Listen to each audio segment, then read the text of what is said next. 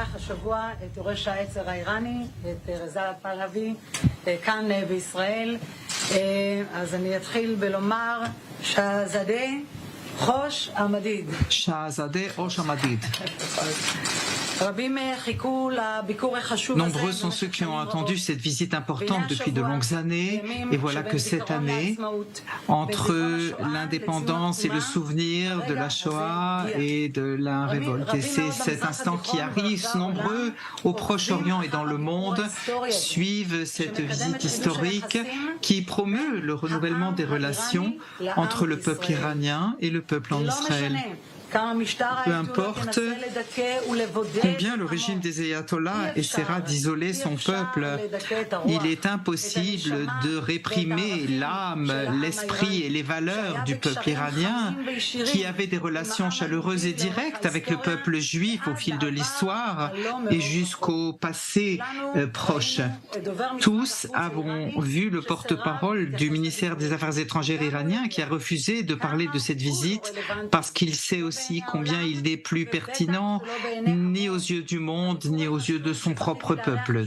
Cette visite extraordinaire que j'accueille cette semaine est la réponse au régime des ayatollahs, c'est la réponse à ceux qui veulent nous détruire.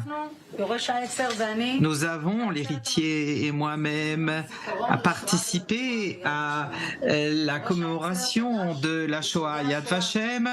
L'héritier a rencontré les survivants, a entendu leur voix et justement, alors que le régime ayatollah exprime ses intentions néfastes à l'encontre d'Israël, l'héritier nous montre sa position pour le peuple juif et c'est avec courage qu'il se bat pour la paix, les droits de l'homme et pour le bien public. C'est la raison pour laquelle le peuple iranien a tant soif d'un gouvernement qui le représente vraiment.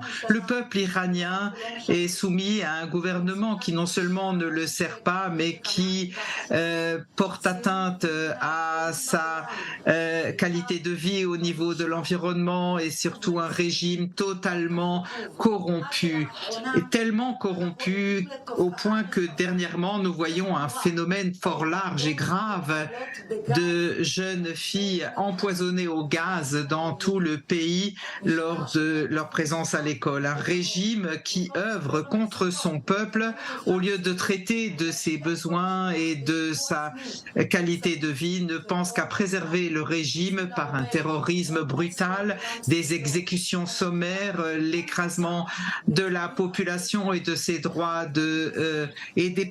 ses droits humains et en tentant de remettre en question la stabilité des régimes dans le monde. Eh bien, il nous faut combattre ce régime. Nous devons permettre à cet héritier du trône qui se bat contre la justice et la liberté de défendre le peuple iranien. Il se bat pour les droits du peuple iranien et non pas ceux qui aujourd'hui contrôlent ce pays.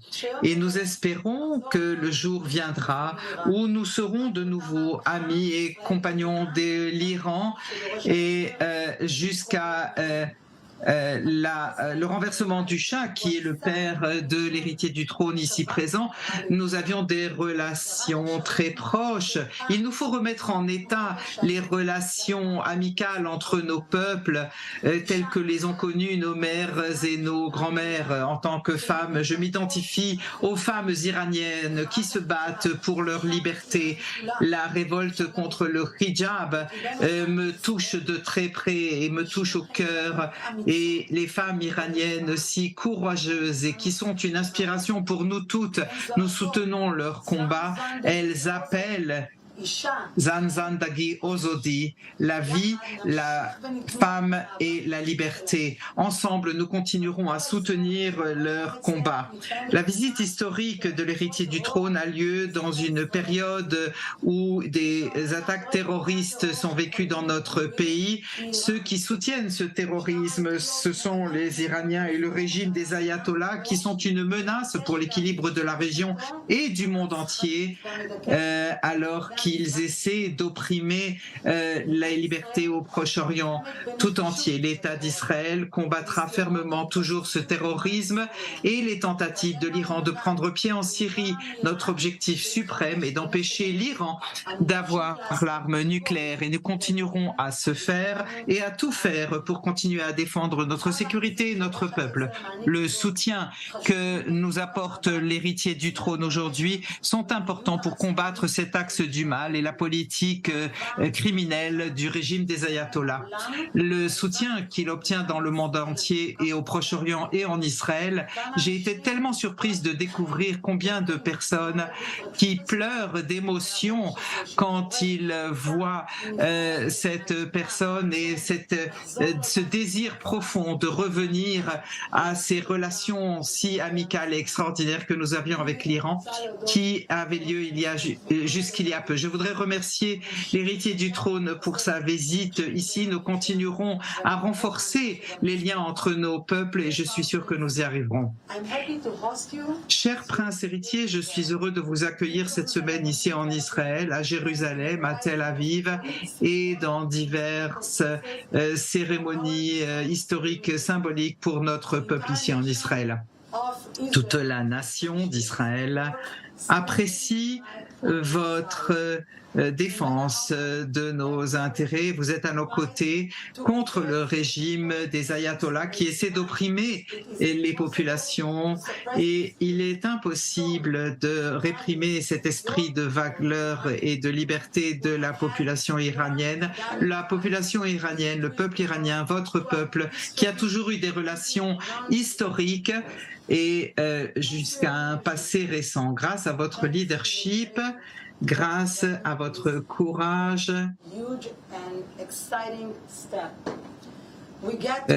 nous pouvons reconstruire les ponts entre nos nations et prendre le premier pas sur la route de la réconciliation. Votre leadership est un leadership de paix et de tolérance, à la différence des extrémistes qui gèrent l'Iran aujourd'hui. Ensemble, nous allons travailler pour un meilleur avenir, pour les générations à venir et leur donner l'espoir que nous tous pourrons vivre ensemble. Merci beaucoup.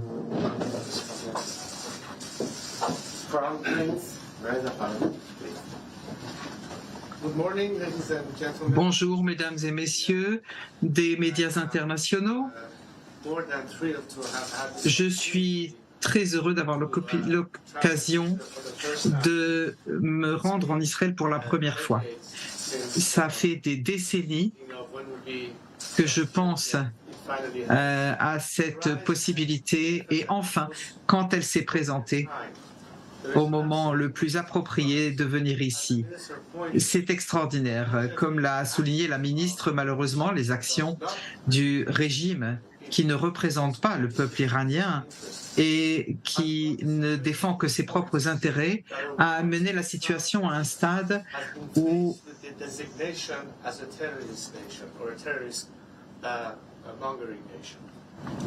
nous voyons les actions terroristes de l'Iran. Et le peuple iranien est à l'opposé de ce régime des ayatollahs. Et j'ai eu l'occasion, non pas seulement moi-même, mais en leur nom, de faire passer le message comment contrer ce régime et qui n'est pas antagoniste à cette nation ou à toute foi qu'elle se soit. Et donc, the biblical relationship that Persians have had since the time of Cyrus the Great. From the time when I was at the depuis l'époque, depuis le moment où j'ai été au mur des lamentations, voir ici les restes du temple, voir ces endroits montre combien nos relations sont extraordinaires. Je sais que les Iraniens et les Israéliens considèrent qu'il est très important pour notre notre avenir, d'être partenaires stratégiques pour que nous œuvrions de concert pour parler de beaucoup de questions. D'abord et avant tout, je suis venu ici pour transmettre ce message aux citoyens israéliens et au fil des années, j'ai eu beaucoup d'occasions de rencontrer les représentants des communautés juives du monde et toutes les autres communautés du monde. Et depuis ces jours où je suis ici en Israël, les émotions et les affections exprimées par les juifs d'origine iranienne ici, mais aussi les citoyens israéliens qui ont été extrêmement chaleureux à mon égard. Et cela m'a vraiment touchée, et ainsi que mon épouse. Et donc, vraiment, c'est très très émouvant.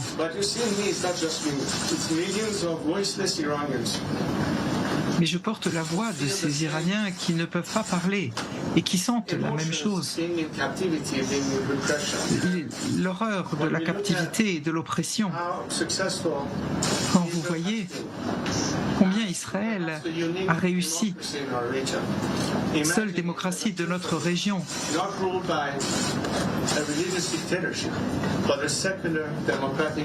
imaginez si l'Iran était sécularisé et géré de manière démocratique. Pour notre région, ce serait extraordinaire pour la stabilité et combien cela aurait un impact positif sur le monde entier, contrairement à l'impact négatif que l'Iran a eu sous ce régime, avec la menace nucléaire, le radicalisme islamiste, le soutien au terrorisme et tout ce que fait ce régime innommable.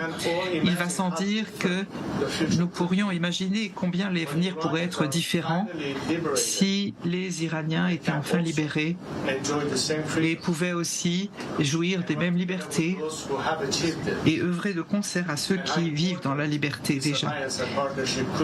Combien ces alliances et partenariats pourraient être importants pour le changement. Encore une fois, nous devons explorer toutes les possibilités de coopération pour aider le peuple iranien dans leur campagne et leur combat pour la liberté. La ministre a dicté l'amour des Iraniens pour la liberté.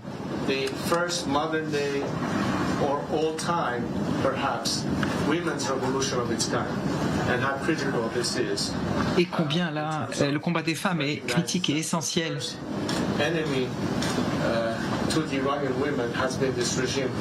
Le premier ennemi des femmes iraniennes, c'est ce régime. Et combien le pays a besoin de la participation de tous ses citoyens et citoyennes.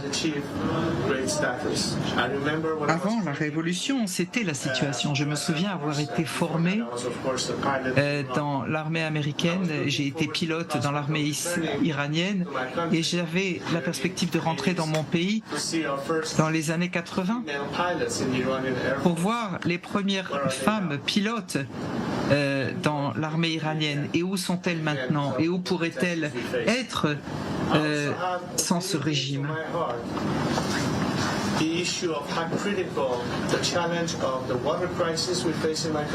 Il nous faut nous mesurer aussi avec la crise de l'eau dans notre pays et la coopération est nécessaire. La gestion irresponsable de ce régime de l'eau a créé des problèmes massifs et il nous faut voir l'atteinte qui a été portée à notre écosystème et les problèmes de l'eau sont terribles. Donc, j'ai rencontré ici les experts de premier rang dans ce pays pour voir comment coopérer avec eux et nos entreprises, les experts iraniens. Et dans ce domaine, c'est un vrai défi.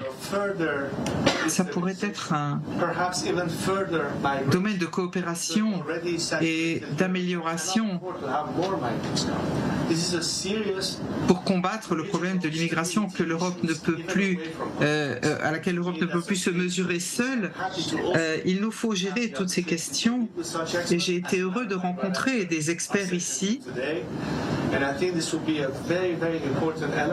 Et je pense que ça pourrait être un élément essentiel qui permettrait de donner aux Iraniens le sentiment qu'il y a beaucoup de manières de travailler avec nos collègues israéliens. Ce serait grand pas en avant pour essayer d'aider l'Iran et la région. Mesdames et messieurs, encore une fois, je voudrais